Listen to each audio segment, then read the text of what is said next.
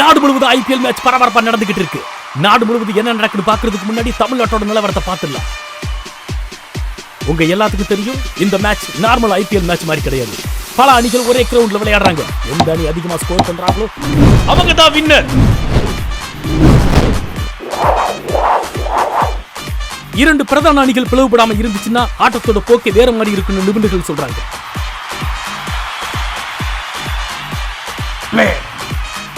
எதிரணிகள் பிளவுபட்டு இருக்கிறதுனால எளிதா வென்றலாம்னு தலைவர் தன்னோட ஆட்டத்தை துவங்கிட்டார். தனிப்பட்ட முறையில பார்த்தா அண்ணன் நல்லாவே பவுலிங் போடுறாரு. ரெண்டு தலைவர்களும் பிடிக்க ட்ரை பண்றாங்க. இப்படி பண்ணா என்ன பண்றது? மிகப்பெரிய ஷாட், ஈஸியா பிடிச்சிரலாம்.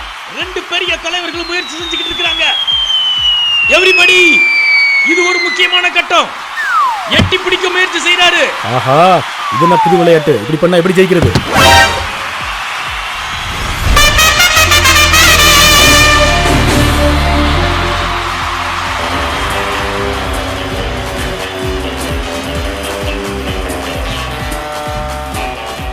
ஆரம்பிக்கலாமா? ஆக எந்த பயனும் இல்லை. அப்ப நாம் முடிச்சிடலாமா?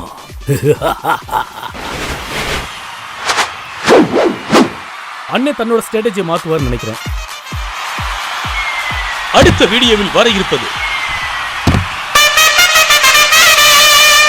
ஆட்டத்தோட முடிவு என்னங்கிறத அடுத்த எபிசோட்ல பார்க்கலாம்.